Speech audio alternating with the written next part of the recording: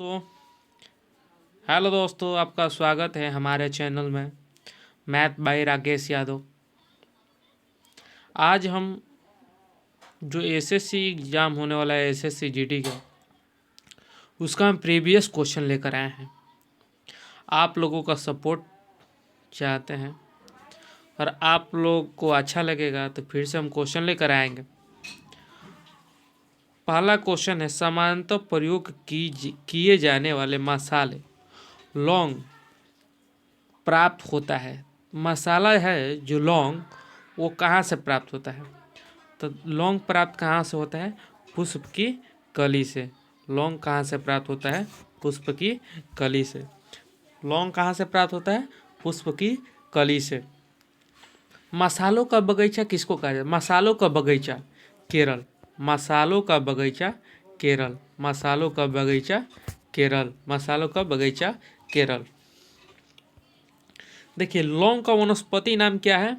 Caesium एरोमेटिकम। लौंग का वनस्पति नाम है सीजियम एरोमेटिकम, जो पौधे के पुष्प कली भाग से प्राप्त होता है। लौंग कहाँ से प्राप्त होता है? पुष्प कली से। इसका वनस्पतिक नाम यानी वैज्ञानिक नाम है सीजियम एरोमेटिकम। लौंग का वनस्पतिक नाम सीजियम एरोमेटिकम है। अब चलते हैं हम क्वेश्चन नंबर 2 की ओर। पुष्प की सुखाई गई कलियां का प्रयोग मसाले के रूप में किया जाता है।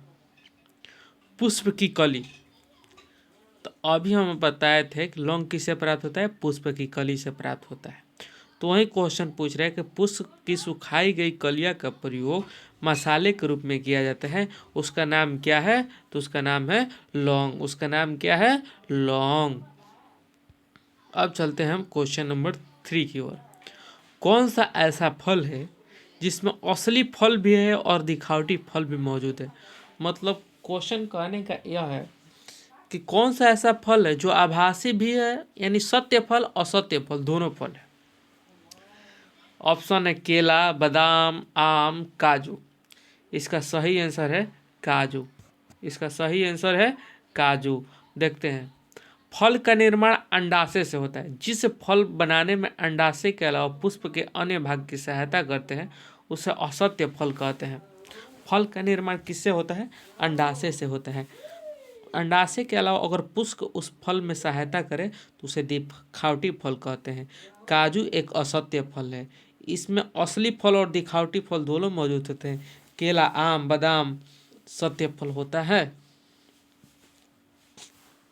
अब चलते हैं हम क्वेश्चन नंबर 4 की ओर। गूदेदार थैलमस किसमें खाने योग्य होता है? गूदेदार थैलमस किसमें खाने योग्य होता है?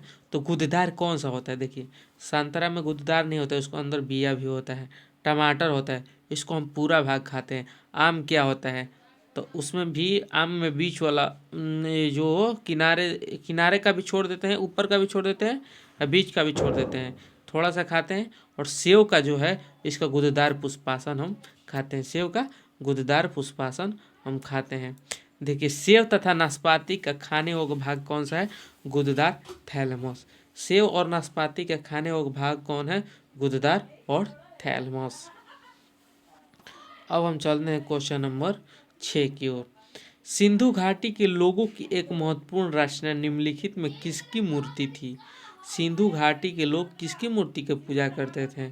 ऑप्शन है नटराज, नृत्य करते हुई बालिका, बुद्ध, नरसिम्हा। तो सिंधु किसकी पूजा करते थे? नृत्य करती हुई बालिका। नृत्य करती हुई बालिका। देखिए, एसएससी मैट्रिक स्तरीय यानी एमटीएस जो एग्जाम होता है 2006 में पूछा गया था क्वेश्चन।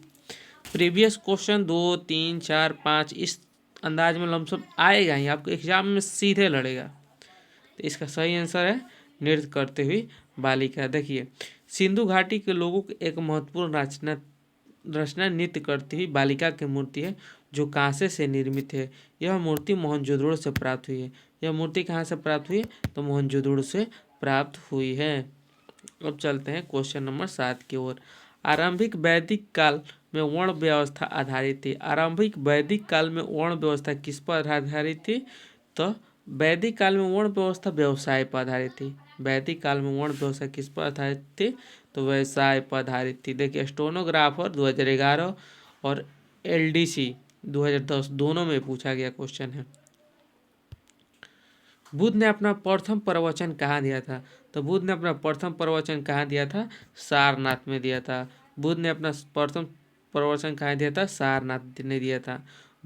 बुद्ध ने अपना प्रथम प्रवचन सारनाथ सारनाथ का नाम है ऋषिपत्तनम में दिया था, जिसे बौद्ध ग्रंथों में धर्म प्रवर्तक कहा गया है।